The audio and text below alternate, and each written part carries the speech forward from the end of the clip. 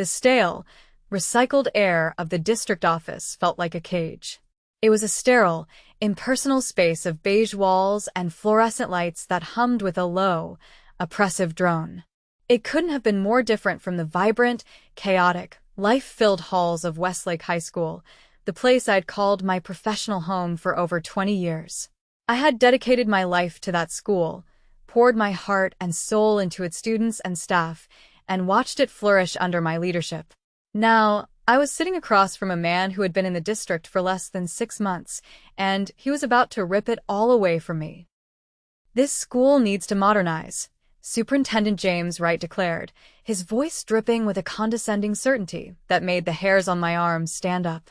He leaned back in his ridiculously oversized leather chair, a throne from which he passed judgment. He was a man who wore his ambition like an expensive, tailored suit, impeccably styled but cold and stiff to the touch. A silk tie, the color of a blood orange, was knotted perfectly at his throat.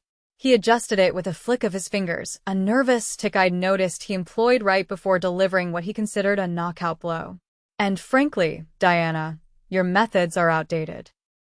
The words hit me like a physical slap. Outdated. After 20 years as principal of Westlake, after raising our graduation rates from a dismal 76% to a celebrated 94%, after building a community where over 80% of our students went on to higher education, I was being dismissed as a relic. My blood boiled, a hot, furious tide rising in my chest, but I fought to keep my expression placid. I would not give him the satisfaction of seeing me crack.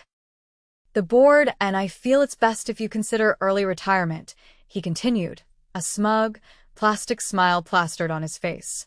"We need someone who can bring this district into the 21st century." I gripped the armrests of my chair so hard my knuckles turned white.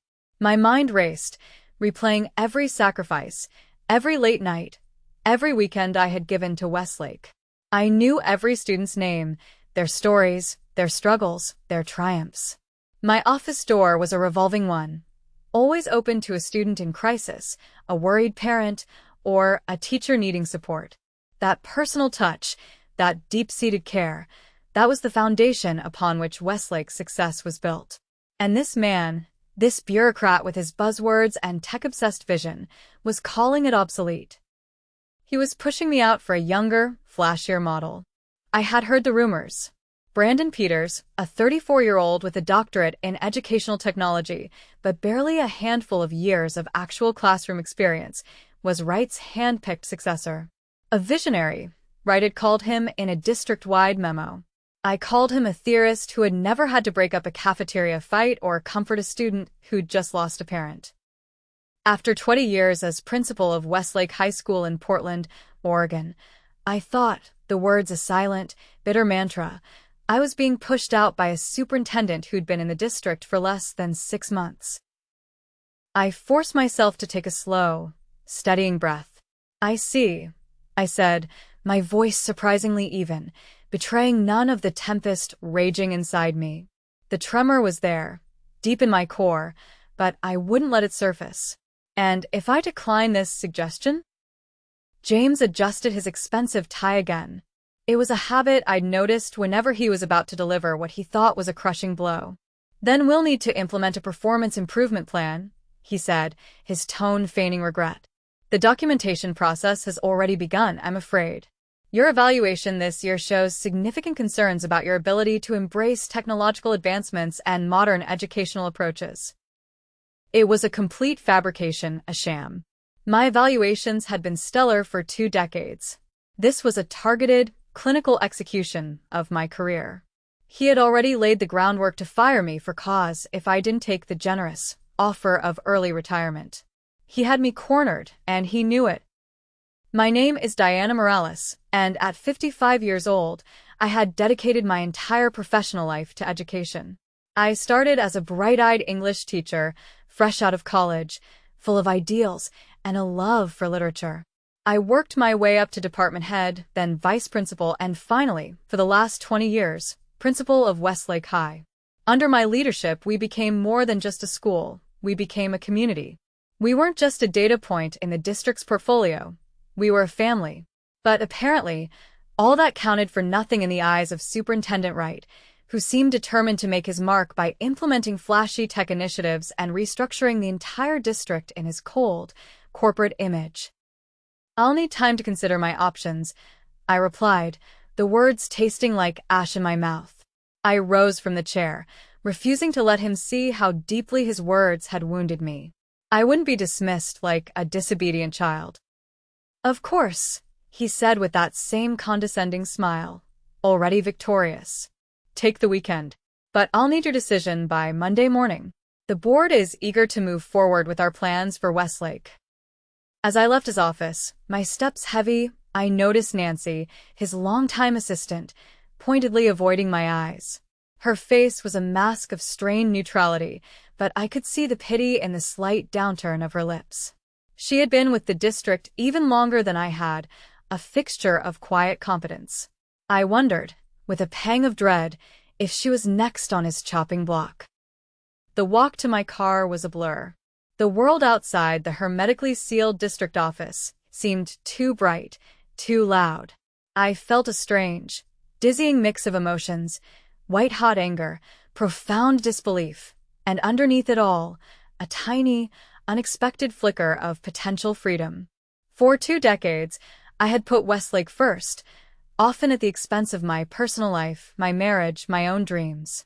Maybe this forced retirement, as humiliating as it was, could be an opportunity rather than an ending. Little did James Wright know, but his dismissive attitude toward my experience and accomplishments would come back to haunt him in ways neither of us could possibly imagine. This wasn't the end of my story. That weekend was a haze. I alternated between simmering rage and a deep, hollowing despair. My husband, Miguel, was my rock. A retired civil engineer, he was a man of logic and quiet strength, and he had been gently suggesting I consider retirement for years. "You've given that school your heart and soul, Diana," he said on Sunday evening as we sat on our back porch, watching the sunset paint the sky in brilliant oranges and pinks. The garden we had so lovingly tended was in full bloom, a riot of color that usually brought me peace but now felt like a taunt. "Maybe it's time to think about what you want, not what Westlake needs." We had dreams. We had dreams of traveling, of visiting our daughter, Elena, and our grandchildren in Spain. We had dreams of lazy mornings with no alarm clocks and long afternoons spent in the garden. For years, I had brushed these suggestions aside, convinced the school still needed me. "I'm not ready to be put out to pasture, Miguel," I replied, the bitterness in my voice surprising even me. "I still have so much to contribute." "No one said anything about pasture," Miguel chuckled, reaching for my hand. His touch was warm and steady. "But maybe there are other ways to contribute. Ways that don't involve dealing with bureaucrats like Wright." His words lingered in my mind. The next few weeks were a painful blur of paperwork, tearful goodbyes, and the slow, heartbreaking process of cleaning out my office. The staff, my wonderful, dedicated staff, organized a retirement party. Teachers, past and present, shared stories of our years together. Many students came to wish me well, their genuine affection and appreciation a balm to my bruised spirit. Their heartfelt words meant more to me than any formal recognition from the district ever could. I left Westlake High School without fanfare on a Friday afternoon, carrying a single box of mementos and leaving behind a career that had defined me for so long. As I drove away from the campus for the last time as principal, I felt both a crushing sense of loss and a strange, unfamiliar lightness. Whatever came next, I would face it on my own terms. 3 months into my retirement, I was restless. The initial freedom had given way to a gnawing sense of purposelessness. Miguel and I had taken our long-awaited 2-week trip to Spain to visit Elena and her family. The break had been wonderful, a sun-drenched escape, filled with laughter and love. But upon returning home, I found myself adrift. I volunteered at the local library, took up gardening with a vengeance, and even tried painting, a hobby I'd abandoned decades ago. Yet nothing filled the void left by my career. I kept tabs on my former school through friends still teaching there, particularly my closest ally, Eleanor Garcia, a veteran math teacher with a no-nonsense attitude and a heart of gold. The news was not good. "Diana, it's a disaster here," she whispered over the phone one rainy Tuesday morning in October, as if afraid of being overheard. "Everything you built is falling apart. The new principal, Brandon Peters, is in way over his head. He's all about a paperless classroom and self-guided digital exploration. It sounds great in a PowerPoint, but in reality, teachers are resigning at an alarming rate. The kids have no structure, and discipline problems are through the roof. The students are suffering, and no one seems to care as long as they can tout their new technology initiatives in press releases." I hung up, feeling a complex mixture of vindication and profound sadness. I had poured my heart into that school, and it hurt to hear it was floundering. But a small, petty part of me couldn't help thinking that James Wright was reaping what he had sown. That same afternoon, I received an unexpected call. "Dr. Morales? This is Dr. Catherine Hernandez, Commissioner of the State Education Board." I was stunned. I had met her a few times at conferences, a sharp, impressive woman I greatly admired, but I couldn't imagine why she would be contacting me. "Diana, I've been following the situation at Westlake with interest," she said after we exchanged pleasantries. Her voice was calm and professional. "I understand Superintendent Wright encouraged your early retirement." Her diplomatic phrasing made me smile wryly. "That's one way of putting it," I replied. "I thought as much," Catherine sighed. "James has a reputation for, let's call it, aggressive modernization. But that's not why I'm calling. I'm heading a new state initiative focused on educational reform, and I need someone with your experience to lead a key component." My heart began to race as she outlined the project, a comprehensive review of educational practices across the state, with the goal of developing guidelines that balanced innovative approaches with proven, fundamental teaching methods. The position would involve visiting schools, consulting with administrators and teachers, and ultimately helping to shape educational policy at the state level. The salary she quoted was nearly 5 times what I had earned as principal. "Why me?" I asked, genuinely curious. "Because you have a track record of success that speaks for itself, Diana," Catherine replied. "And because I value experience and wisdom over flashy new approaches that haven't been tested by time." The irony wasn't lost on me. The very qualities that James Wright had dismissed as outdated were exactly what Catherine was seeking. I told her I needed time to consider the offer, but in truth, I had already made my decision. After discussing it with Miguel that evening, I called Catherine back the next morning to accept the position. The following Monday, I started my new role as Senior Educational Consultant for the State Education Board. The work was intellectually stimulating in ways I hadn't anticipated. I was using my experience to influence educational policy on a scale far beyond what I could have achieved at Westlake. Meanwhile, the situation at Westlake continued to deteriorate. In January, the first round of standardized testing scores since my departure was released. The results were nothing short of catastrophic. Westlake's scores had plummeted, dropping below state averages for the first time in 15 years. Reading proficiency had decreased by 18%, math by 22%, and overall student achievement indicators showed alarming declines across all grade levels. The local newspaper, the Portland Tribune, ran a front-page story analyzing the dramatic decline. It was complete with graphs showing Westlake's steady, impressive rise under my leadership, followed by the current precipitous fall. The article stopped short of directly blaming the new administration, but it quoted several parents and anonymous teachers expressing grave concerns about the rapid, untested changes implemented since my retirement. I was at a conference in Salem when my phone started buzzing incessantly with texts from former colleagues, sharing the article and expressing their dismay. I excused myself to read the piece in the hotel lobby, feeling a complicated mix of emotions. While part of me felt validated, a larger part was heartbroken for the students whose education was suffering. That evening, as I was preparing for dinner with fellow consultants, I received an unexpected call from the superintendent's office.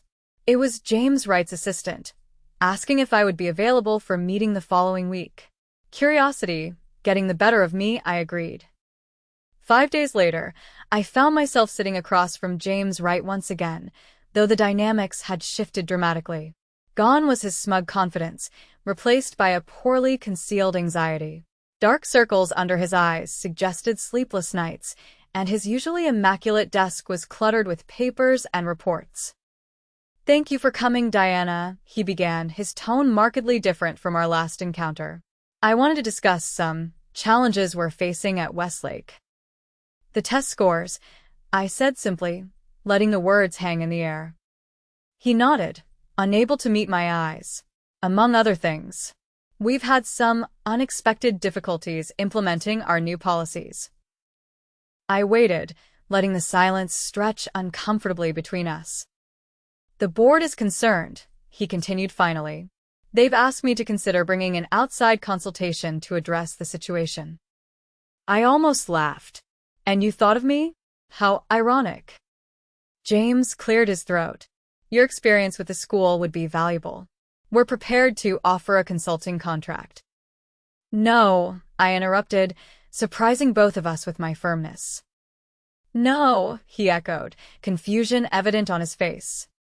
"I'm not interested in a consulting contract with the district," I explained. "My position with the state keeps me quite busy. And frankly, I'm not convinced the current administration values the kind of experience I bring to the table." His face flushed at the thinly veiled criticism. "The situation has changed." "Indeed, it has," I agreed, standing to signal the end of our conversation. "But my answer remains no. I wish you and Principal Peters the best of luck in addressing the challenges at Westlake." As I turned to leave, James called after me, an edge of desperation in his voice. "The board is meeting next week to discuss leadership changes. This could affect Peters and possibly me." I paused at the door, offering him a sympathetic look that required more acting skill than I knew I possessed. "Education is a challenging field, James. Not everyone is cut out for it long term." Walking out of his office felt like closing a chapter. I had no desire to help salvage James Wright's career, nor did I want to return to Westlake under his administration. But as I drove home, I couldn't stop thinking about the students and teachers still at the school. They deserved better than to be casualties in an administrative power struggle. When I arrived home, I found an email from Catherine Hernandez waiting in my inbox. The subject line read, "Westlake situation, urgent discussion needed." Catherine's email was brief, but pointed. The State Education Board was considering intervention at Westlake due to the alarming decline in performance metrics. She wanted to meet with me before making any decisions, given my history with the school. I replied immediately, agreeing to a breakfast meeting the following morning. That night, I tossed and turned, my mind racing with thoughts of Westlake. Beside me, Miguel stirred. "Can't sleep?" he asked, his voice thick with drowsiness. "Just thinking about Westlake," I admitted. "I don't want to get pulled back into that situation, but I keep thinking about the students." Miguel propped himself up on one elbow. "You've always put the students first, Diana. That's what made you an exceptional principal. Whatever you decide, I know it'll come from that place." His words settled something within me, and I finally drifted off to sleep with a clearer sense of purpose. The next morning, over coffee and croissants at a quiet cafe, Catherine laid out the state's concerns about Westlake in stark terms. "The board is considering designating Westlake as a school in crisis, which would trigger mandatory state intervention," she explained. "Given your intimate knowledge of the school and your current role with us, I wanted your input before we proceed." I considered my words carefully. What would this intervention entail? A complete review of administrative practices, curriculum implementation, and teacher support systems. Depending on our findings, we could mandate leadership changes and implement state-supervised improvement protocols, which would effectively end James Wright's career, I observed. Catherine met my gaze steadily. "Possibly, yes. And likely Peters as well. But our concern is the students, not protecting careers." "As it should be," I agreed. "But a state takeover would be traumatic for the school community." There might be a less disruptive approach. I'm listening, Catherine said, leaning forward. What if, instead of a formal intervention, the state appointed an interim educational advisor, someone with the authority to implement changes, but without the stigma of a complete takeover? Catherine's eyes lit up. You're suggesting a compromise that saves face for the district while still giving us control over the situation? She paused, studying me. Would you consider taking on that role? The question hung in the air between us. Part of me wanted to refuse immediately. I had moved on, found a new professional identity beyond Westlake. But another part knew that this might be the best chance to protect what I had built there. It would have to be temporary, I said finally. 6 months at most. And I'd need complete authority over educational decisions. I can arrange that, Catherine replied, already pulling out her tablet to make notes. But you should know that Superintendent Wright will likely resist. I allowed myself a small smile. Let me worry about James Wright. The plan came together quickly after that. Catherine drafted a proposal for the state board, positioning the educational recovery specialist role as a supportive measure rather than a punitive one. Within days, the board approved the position and Catherine officially offered it to me. The compensation package was stunning, 5 times my former salary as principal, with the understanding that it was a temporary assignment with extraordinary responsibilities. I would retain my state consultant position, returning to it full-time once Westlake was stabilized. Before accepting, I laid out my conditions: complete autonomy in educational decisions, the authority to reorganize staffing as needed, and direct accountability to the state board rather than to Superintendent Wright. Catherine agreed to everything, adding that the district board had been informed of the arrangement and had approved it, albeit with some resistance from Wright. As I signed the contract, I felt a strange sense of closure mixed with anticipation. Wright's going to view this as a personal attack, Catherine warned as we finalized the paperwork. Perhaps, I acknowledged, but that's his problem, not mine. News of my appointment spread through the district like wildfire. By the time the official announcement went out, most of the Westlake staff had already heard through the grapevine. My phone filled with messages from former colleagues, some expressing relief, others concern, but most simply saying, "Thank goodness you're coming back." On Monday morning, I arrived at Westlake an hour before classes began, wanting to reacquaint myself with the building before facing the inevitable confrontation with James Wright and Brandon Peters. The school looked the same from the outside, but inside, subtle changes were evident. The motivational posters I had carefully chosen had been replaced with corporate-looking banners touting technological innovation. Several traditional classroom spaces had been converted into what appeared to be underutilized digital learning hubs. I was examining one of these spaces when I heard rapid footsteps approaching. James Wright rounded the corner, his face flushed with anger. "This is completely unacceptable," he hissed, keeping his voice low despite his obvious rage. "You manipulated the state board into creating this position." "Good morning to you too, James," I replied calmly. "And no, I didn't. The board approached me after reviewing Westlake's abysmal test scores and concerning teacher turnover rates." "This is a transparent attempt at revenge," he insisted. "You couldn't accept being replaced, so you're using your connections to undermine me." I regarded him steadily. "This isn't about you or me, James. It's about the students whose education is suffering. Based on the data, your modernization has resulted in the worst academic performance this school has seen in over a decade."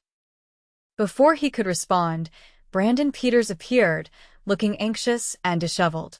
At 34, he was young for a principal, with an impressive resume that included a doctorate in educational technology, but minimal actual classroom experience.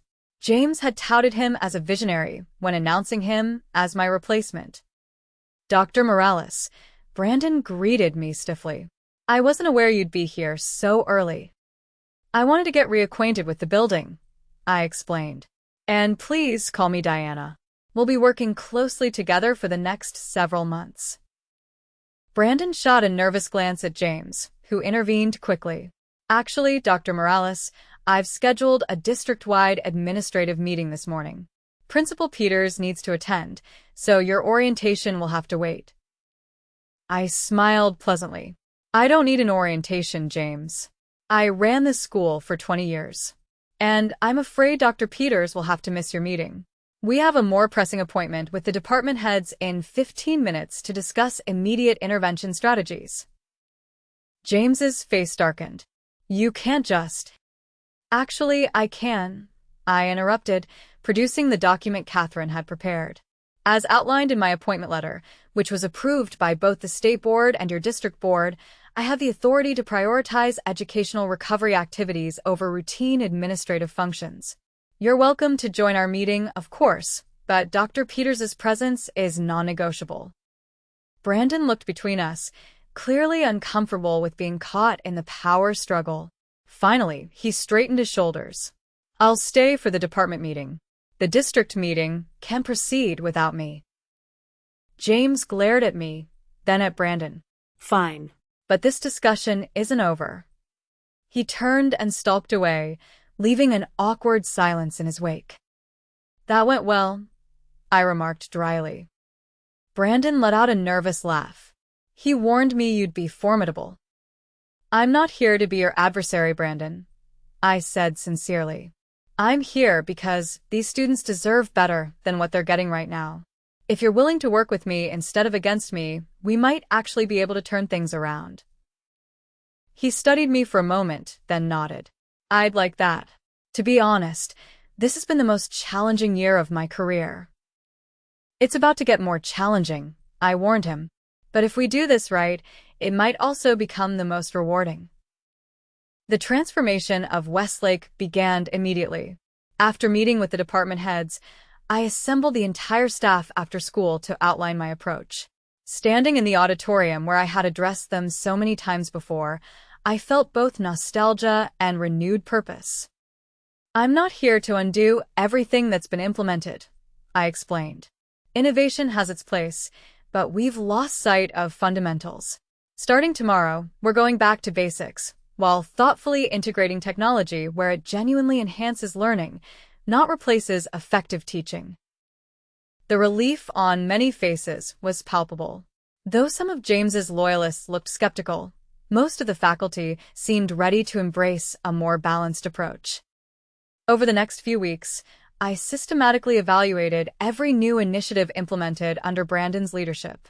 Some were worth keeping with modifications, but many were clearly hindering rather than helping. The paperless classroom mandate had left students without crucial reference materials. The reduction in direct instruction time in favor of self-guided digital exploration had created significant knowledge gaps. The elimination of traditional reading assignments in English classes had led to plummeting literacy rates. Brandon, to his credit, proved more open to change than I had anticipated. As we reviewed the data together, he acknowledged the flaws in his approach. I was so focused on innovation that I lost sight of effectiveness, he admitted during one of our daily briefings. James was pushing for visible changes to showcase to the board, and I wanted to impress him. Innovation without purpose is just disruption, I replied. But you have good instincts when you're not trying to please others. By the end of the first month, we had reinstated core instructional practices while keeping the best elements of the new programs. Teachers reported feeling supported again, and students were responding positively to the more structured environment. James, meanwhile, was conspicuously absent from Westlake, choosing to communicate through terse emails rather than face me directly. But I knew the confrontation was coming as the end of the quarter approached, and the board would expect a progress report. The quarterly board meeting was held in the district's central office, a modern building that always felt oddly sterile to me. I arrived early, prepared with comprehensive data showing the initial impact of our interventions. Though it had only been 8 weeks, we were already seeing improvements in attendance, classroom engagement, and preliminary assessment scores. James entered the boardroom minutes before the meeting was scheduled to begin, flanked by 2 district administrators I recognized as his closest allies. He nodded curtly in my direction but took a seat as far from me as possible. As the meeting began, Board President Olivia Thompson called on James to provide his quarterly district update. He spent 20 minutes highlighting achievements from other schools in the district, mentioning Westlake only in passing as undergoing a state-mandated review. His omission was glaring but not unexpected. When my turn came, I presented a detailed analysis of Westlake's situation, the factors that had led to the decline, the specific interventions we had implemented, and the measurable improvements already taking place. I was careful to frame everything in terms of student outcomes rather than administrative failures. In just 2 months, we're seeing a 12% increase in daily completed assignments, a 15% decrease in behavioral incidents, and significant gains in our weekly assessment metrics, I explained, displaying the graphs on the boardroom screen. Teachers report higher job satisfaction, and parent complaints have decreased by more than half. Board members leaned forward, clearly impressed by the data.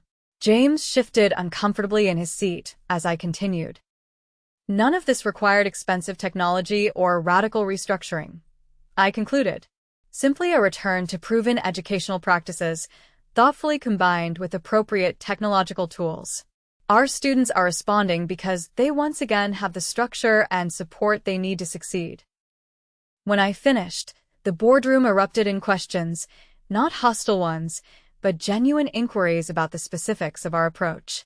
As I addressed each one, I could see James growing increasingly agitated, his carefully constructed narrative about outdated methods crumbling before his eyes.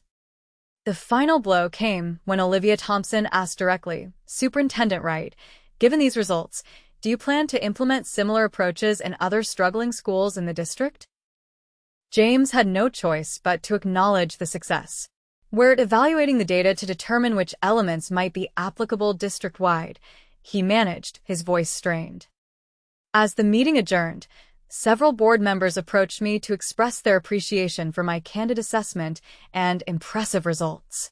James slipped out without speaking to anyone, his defeat evident in his hurried departure.